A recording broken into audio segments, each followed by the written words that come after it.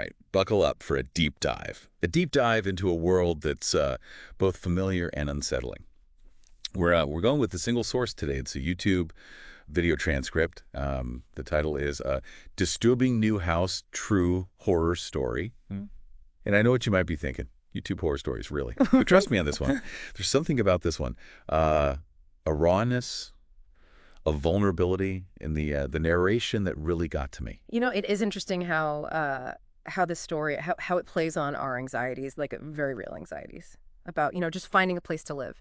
The narrator, they're drawn to this house because, like, it's a steal, right? A chance for a fresh start, but that good deal. It turns sour pretty quickly. Yeah. And it's like a reminder that sometimes the things we want most, the things that we crave, they become our nightmares. It's true. Like that old saying, right? If it seems too good to be true. And the narrator even describes the house as quiet, a little too quiet, which I think instantly just sets the mood. But, at first they're just excited to be in their new place, even try to brush off the creepy vibes. Yeah. Just blame it on stress from the move. Yeah, that's so human, right? We try to rationalize things that make us uncomfortable, especially when, those things threaten our sense of security.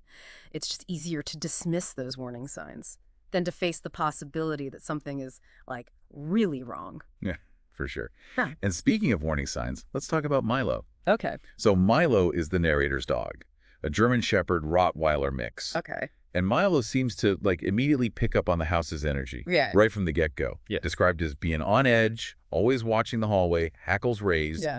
It's like he senses something that the narrator can't, or maybe just doesn't want to see. I mean, the dog, especially that breed, is known for being protective, right? Yeah. So adding that to the story, it adds this layer of, animal intuition. Right. And it taps into this primal fear that we have. The idea that animals, they can sense things that we can't. Yeah. Like Milo's a walking, breathing alarm system, warning the narrator about this danger that they can't quite see yet. Totally. And then the weirdness really starts to ramp up. Okay. Narrator starts hearing these scratching sounds at night coming from deep within the walls. Those scratching sounds, they're so effective because they play on our fear of the unseen. Right. Like that primal dread when we hear something in the dark and we can't, for the life of us, identify it. It makes us feel vulnerable, exposed, like something's encroaching on our safe space. 100%. And the narrator is understandably freaked out at this point. So they text their friend, Jess, Okay. who at first is all about, logical explanations. It's probably just the pipes, that sort of thing. But then the narrator hears something truly chilling. Oh, okay. A voice. It says, "Help me." Ooh. Yeah, I don't know. Chills, right? And this is where the story, it shifts from subtle unease to outright terror. Because up until this point, we've had a creepy atmosphere. We've got this dog acting strangely, things that could be explained away. But a disembodied voice, a plea for help that introduces something else, something maybe supernatural, something trapped, Yeah. desperate. I mean, you can almost feel the narrator's blood run cold in that moment. Right. And Jess, they try to stay rational. They suggest that maybe horror movies are getting to the narrator, Yeah. But even Jess starts to sound, I don't know, a little worried. It's that tension, right? It's that tension between logic and the unexplainable that makes the story so compelling.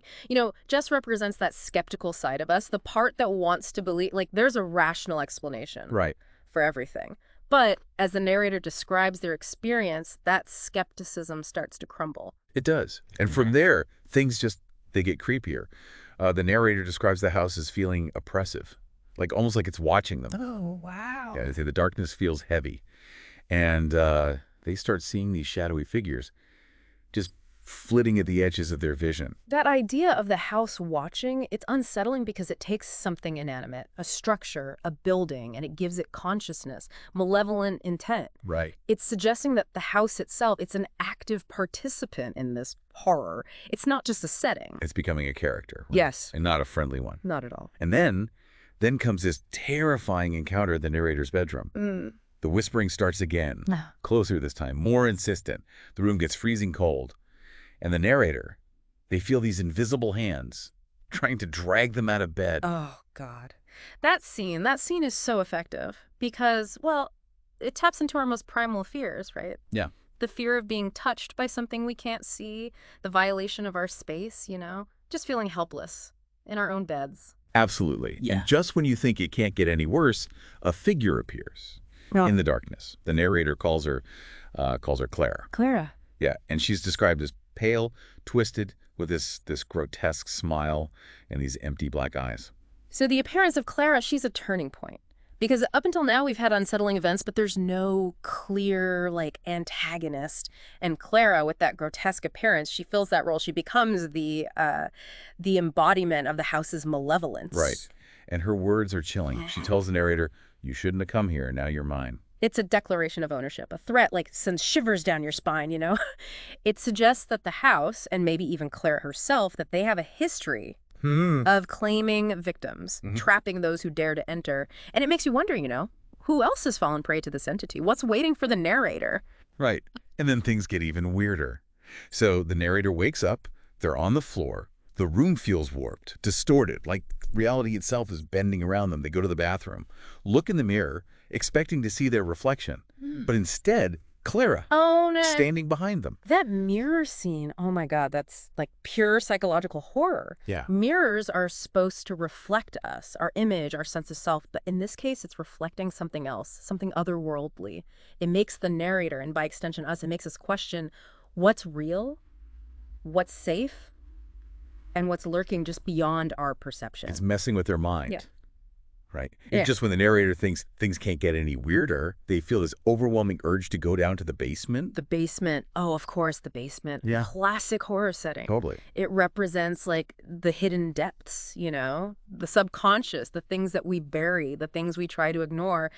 The narrator going down there, it's like a descent into the heart of the house's darkness, a journey into the unknown. Yeah. And it's in the basement where the story takes this truly terrifying turn.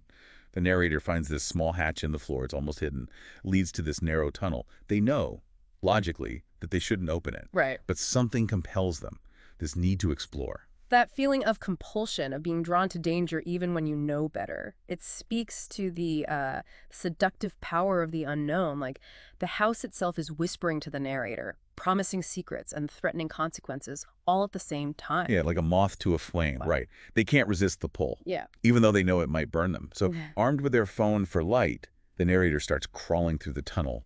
And that's where things get really, really intense. The tunnel. The tunnel acts as a liminal space, this transition, you know, between the familiar world, the world of the house, and something far more sinister. As the narrator crawls deeper, that scratching sound, it returns. Louder, closer this time. Like whatever's making that noise is stalking them through the dark. The tension, it's palpable. You can feel the narrator's fear, their growing sense of dread. And as they crawl deeper, they notice these strange symbols carved into the stones that line the tunnel. Like they're entering a place where ancient, maybe even evil rituals were performed. Those symbols, they add this whole other layer of horror, suggesting a history, you know, steeped in the occult, the unknown. It's like the narrator stumbled into a space where the veil between our world and something else, it's thin. Incredibly thin. And whatever's on the other side is not friendly. All right, listener, get ready because it's about to get seriously creepy. As the narrator rounds a corner in the tunnel, they come face to face with this hunched figure. Okay. Pale, almost translucent skin, long bony fingers, and it's scratching at the stone. It's like something out of a nightmare. This encounter, this is a descent into the truly grotesque. It's not just scary, it's unsettling, disturbing. And the creature, it's so focused on the scratching, almost oblivious to the narrator at first, that makes you wonder, what is it trying to get away from? What's trapped down there? Right. It's like this figure is a prisoner of the house. Yeah. Just like the narrator is about to become. Yeah. And then the figure stops scratching, looks up, its hollow black eyes lock onto the narrator, and in this raspy voice it says, "You shouldn't have come here." Oh my God, that line, it's just dripping with ominous foreshadowing, a confirmation of the narrator's worst fears, you know, like an acknowledgement that they've crossed a line, entered a realm from which there might not be escape. And just when you think it can't get any worse, the figure lunges, its fingers reaching out like claws. Yeah. The narrator scrambles back terrified, but the tunnel is narrow, and they trip, and they fall right through the floor. This fall, this is a symbolic plunge into the depths of the house's power. It represents this loss of control, a surrender to whatever forces are at play. It's a terrifying transition, leaving the narrator vulnerable and disoriented in a completely unknown space. The narrator lands in this large, cold room, more oppressive than the tunnel. And that's when they see it, a pile of bodies in the center of the room. The bodies. A horrific confirmation of the house's deadly nature. Yeah. A visual representation of the countless victims claimed by this entity. And, well, it definitely raises the stakes for the narrator. And just when you think things can't possibly get any worse, Clara reappears. Claire's back. Yeah. Her reappearance at this point, it really cements her role as a guide through this nightmare, a harbinger of the house's true nature. She's ushering the narrator into their final act. And her words are bone-chilling. She says, you'll join them soon. You'll be just another piece of the house. It's terrifying. It's confirming the house's hunger, its need to consume, assimilate. The narrator, they're not just a visitor anymore, they're a potential offering to this monstrous entity. And the room starts to shift and change. The walls are pulsing like something alive. Claire's form, it gets darker, more monstrous. Her eyes are burning with this malevolent light. And she says, you didn't listen. No one ever does. You came into my house, and now you're a part of it. And then the narrator falls into darkness. That descent into darkness, it symbolizes a kind of death, the loss of individuality, a merging with the house's essence. Yeah. It's a terrifying surrender to a force that's both powerful and completely unknowable. And just when you think it's over, the narrator wakes up in a new room. Yeah. And it's completely different from the previous spaces. It's clean, sterile, almost clinical. And in the corner of the room, a mirror. The shift in setting, it's jarring, disorienting. The sterile environment, it suggests a different aspect of the house's power, maybe a more calculated, maybe even scientific approach to consuming souls. And the mirror, it's reappearing, and it hints at a deeper meaning, a connection to the house's true nature. The narrator, they're drawn to the mirror. But when they look into it, their reflection is empty, lifeless. And then the reflection speaks. It says, you're here to stay. That speaking reflection, it's a violation, a merging of identity with the house. It's that chilling confirmation that the narrator's trapped, their loss of agency, complete subservience to the house. The narrator reaches out to touch the mirror, and the room starts to distort. They're pulled towards the glass, their hand sinks into it, and then everything changes. Yeah. They're no longer in the room, no longer themselves. There's something else, something part of the house. That merging with the mirror, it's a significant transformation, a complete assimilation into the house. The narrator, their sense of self, it dissolves. Their individuality is subsumed. It's a terrifying culmination of the house's possessive power, complete and irreversible transformation. Okay, listener, we're going to pause here for a moment, but we'll be back soon to delve deeper into the narrator's transformation and explore the chilling implications of becoming one with this terrifying house. Don't go anywhere. Okay, we're back, and things are about to get really strange. We left off with the narrator merging with the mirror, becoming like part of the house. What happens to their sense of self at this point? Well, it's fascinating here. The story, it doesn't shy away from the grotesque, the reality of this transformation. The narrator describes their new body as this thin, cracked thing. Their skin, it's peeling like old parchment. They can smell the dust and decay of the house, but now it's coming from inside them. It's vivid and disturbing, this depiction of like losing your humanity, becoming something monstrous. Yeah, it's like they're experiencing the house from the inside out, right? Right. Feeling its hunger, its decay, like as their own. And then, of course, Clara reappears. Of course she does. Clara's presence now is interesting because she's not just menacing anymore. She's more of a guide, an instructor. Like she's ushering the narrator into this new role within the house. And she confirms what the narrator has become, right? Saying, you're one of us now, a piece of the house. It's what happens to all who enter. That line, it's chilling because it suggests this cyclical nature to the hunger, an endless cycle of like consumption and assimilation. The narrator, they're not unique. They're just the latest in a long line of victims, absorbed into this house, into its being. Yeah, it's terrifying, but there's also this sense of inevitability to it. Like this is just the house's natural order, its way of maintaining itself. Exactly. And as the narrator like grapples with this new reality, they become aware of something else, something even more unsettling. They describe this feeling of being watched, another presence within the house, something vast, ancient. Like another layer to this onion. Yes. Something beyond the house itself, something even more powerful. Yeah, the story never fully explains it, which adds to this feeling of cosmic horror. It's just this feeling, this awareness that the narrator is being observed, maybe judged by a force beyond, human comprehension. So the narrator is part of the house now, driven by its hunger, but they're being watched by this unknown entity. So what happens next? How does it play out? This is where the story, it takes this really intriguing turn, because instead of focusing on the narrator, like hunting new victims, we get a new challenge.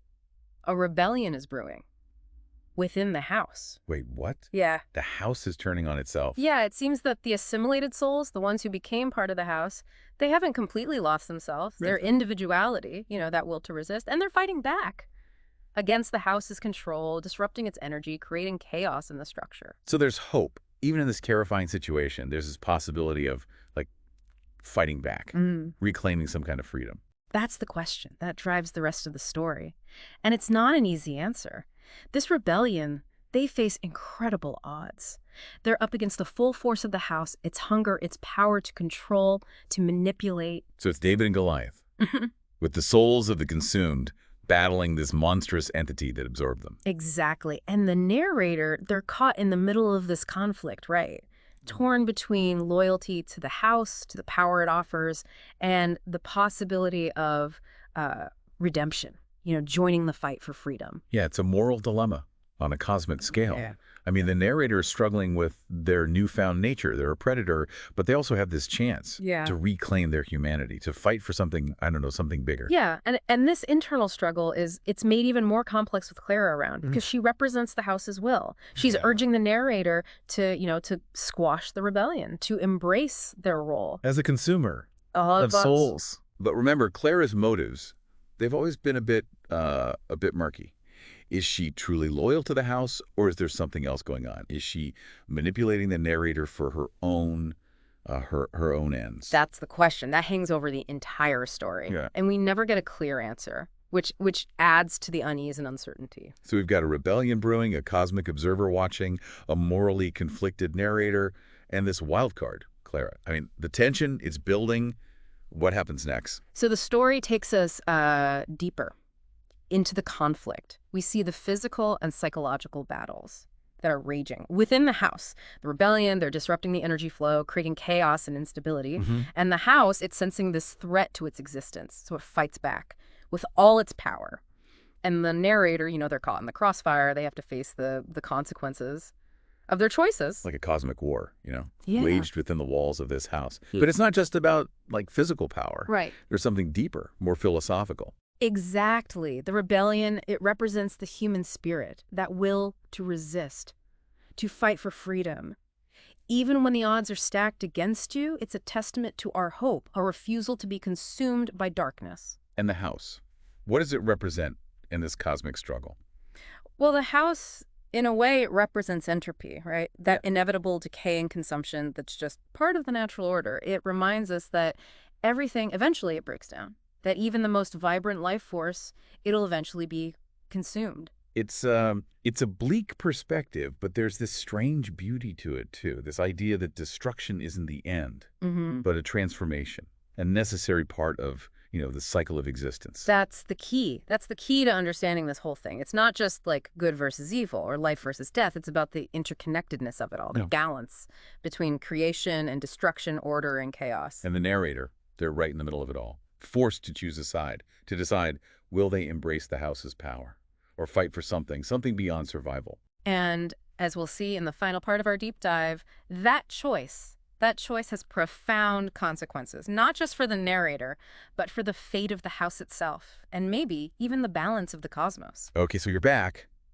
and the stakes, I mean, they couldn't be higher. We've got this rebellion raging inside the house, a cosmic observer watching from the shadows. And our narrator, well, they're torn between loyalty and this chance, this possibility of redemption. The tension, at this point, it's palpable. Like, you can almost feel the house straining, under the pressure of the rebellion. Its energy is fluctuating, structure weakening, and the boundaries between, well, everything they're blurring. Like the house is a pressure cooker about Yeah. to blow. Yeah. And our narrator, they're stuck right in the middle of it all, trying to figure out their role in this whole cosmic drama. And remember, they're not just watching this happen anymore. They're a part of the house, connected to it, to its essence, the hunger, the power. They can influence what happens. So what happens? Do they side with the rebellion, fight for freedom, or do they embrace the house's power, crush the uprising? The story, it takes us on this roller coaster. Through the narrator's struggles, we see them battling their guilt, their fear, and trying to understand the house, its true nature. Okay, and Clara, what about Clara? What's her role in all this? Clara, her motives, they stay ambiguous. Right to the very end. She's still guiding, manipulating the narrator, offering advice, threats, but it's all so veiled. Like a puppet master, pulling Yeah. strings from the shadows. Yeah, exactly. And as things come to a head, the narrator, they have all these revelations, things that change their whole understanding of the house, its origins, its purpose. There are more secrets, Oh, yeah. more layers to this cosmic onion. The narrator learns that the house, its hunger, it's not random cruelty, it's part of a larger process, this cosmic cycle of creation and destruction. It's how balance is maintained in the universe. Whoa, that's a lot to take in. The idea that even the most horrific acts could serve a purpose. You know, like there's a grand design that we can't grasp. It challenges how we think about good and evil, right and wrong, like suggesting that there are forces out there beyond our moral framework. So the house, it's not evil, it's just programmed that way. That's one way to look at it, yeah. And the story, it leaves room for interpretation, doesn't give you the easy answers, which makes it so thought-provoking. So what about the rebellion? Do they succeed? Do they break free? They put up a good fight, fueled by their collective will. But they're up against something so much older, so much more powerful. And the narrator, what choice do they make? Faced with the truth about the house and influenced by Clara, they make a decision, a fateful one. They turn against the rebellion, embrace their role as an agent of the house. Wow, that's rough. Siding with the very thing that consumed them, that took away their humanity. It shows you how seductive purpose can be. Even if it's twisted, destructive, the narrator is offered this role in the grand scheme, a chance to transcend their suffering. But at what cost? They're contributing to the suffering of others. Yeah, the story, it doesn't shy away from the consequences. Shows the darkness that can consume even those with, good intentions. Okay, so the rebellion, it's crushed. The narrator is all in. What happens next? Well, the story, it shifts to the aftermath. See, the house, it used up a lot of energy to squash the rebellion, and it starts to show it's unstable. The structure weakens, it distorts. The lines between realities are really fragile now. It's like it's imploding, consumed by its own contradictions. And the narrator, they're linked to the house, right? So they experience the collapse firsthand. They feel the pain, the disintegration, like their very being is unraveling. Yeah, the powerful image. This cosmic entity, it devours souls and is ultimately undone by its own hunger. And as it collapses, the narrator, they come face to face with the cosmic observer, the one who's been watching all along. This is it, the moment of truth, Judgment Day. But the observer, it doesn't judge or punish. Instead, it reveals a truth about the universe. What's truth? What does it say? The observer explains that this collapse, it's not the end, it's a beginning. Part of a cycle, a cosmic dance of creation and destruction. Death leads to new life, and energy is always transforming, evolving. Like a phoenix, rising from the ashes. Yeah, a symbol of renewal, the eternal cycle. So even in all this horror destruction, there's hope. Something doesn't end with death, but with, I don't know, a rebirth. This ending, it's bittersweet, but it offers this perspective, on existence, that we're all part of something much bigger, a tapestry of energy and consciousness, always shifting, always evolving. So what does this mean for us? Yeah. For the listener, who just absorbed this unsettling tale? I think it challenges us to face our fears, our own mortality, and our place in this grand scheme of things. It reminds us that the universe is always changing.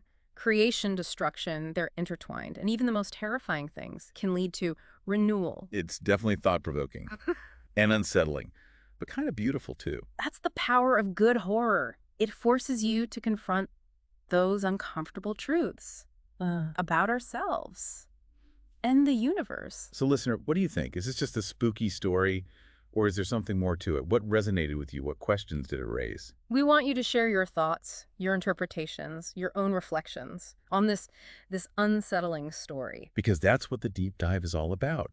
Exploring ideas, diving into the depths, and coming back up with new perspectives. So until next time, keep exploring, keep questioning, keep diving deep.